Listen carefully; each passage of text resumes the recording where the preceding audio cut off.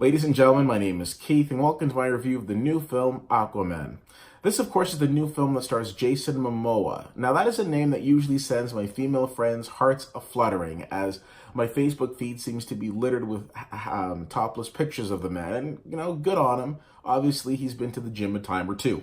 Now, when I first came across Jason Momoa, one of the first times I came across him, it was in a movie called The Bad Batch, which, in all honesty, was probably one of the worst films that I've ever seen. Now, I understand that he didn't direct it, but I remember seeing that film and thinking, this guy's not a very good actor. But I've also heard that this guy is pretty nice. I have many friends from Newfoundland who have come across him during his filming of the TV show Frontier, and they say, hey, you bump into this guy, he's not like your typical celebrity, he's very down to earth. So made me take a different look at him. I thought to myself, well, he might not be hearing the Academy Award goes to anytime soon, but it's nice to hear that he's a nice guy. Nice guy or not, I went into this film with an open mind to see what it was about.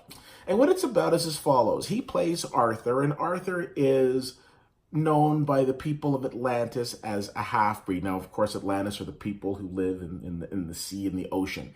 Now, his mom, played by Nicole Kidman, comes from that world, and she came to Earth, and she met a guy on Earth, and they got together, they made a baby, and there's Arthur.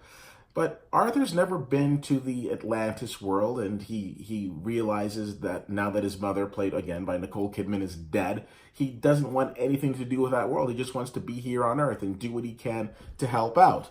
But unfortunately, there's a war coming because the people of Atlantis and the people down in the sea world now want to have a conflict with the people on the land.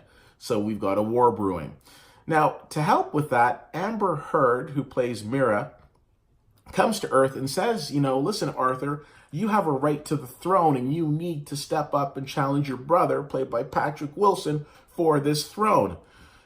So basically, we've got Black Panther in the sea. Because if you recall the fantastic film Black Panther earlier this year, that was basically what was happening. We had somebody who had a birthright to a throne, but was being challenged by a family member for it. And that's not where the similarities between Black Panther and Aquaman end. Sorry, a little raspy. No, they keep going on.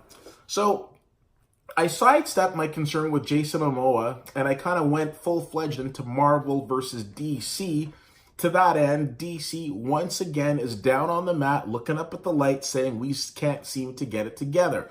I love Marvel's sense of planning and sense of direction and the fact that they've got a blueprint. I've talked about this before. But once again, we see with this film, they're just kind of aiming and trying to get something done. I will say the film was better than I thought it would be. I thought, okay, Jason Momoa at the head of it, not a great actor, it's not going to go well. He is rather charming in this film.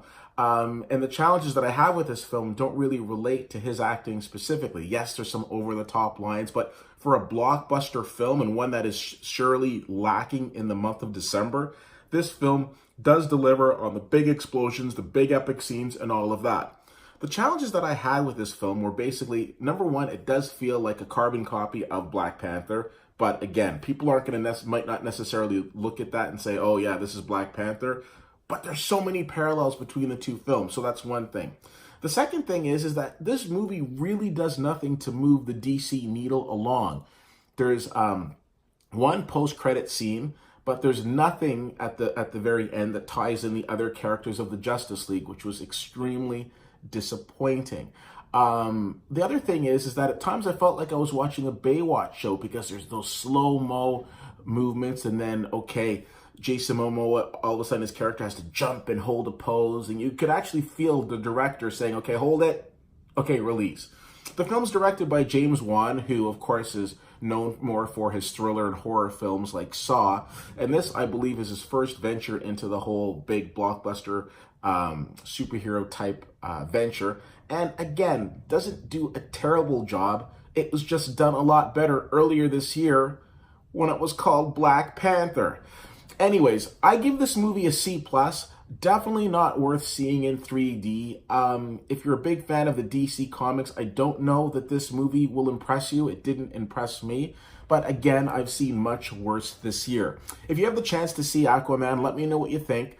CFL_fan on Twitter, facebook.com/witty-whittier and wittywhittier.com. Thank you so much for checking this out. My name is Keith, and I'll see you at the movies.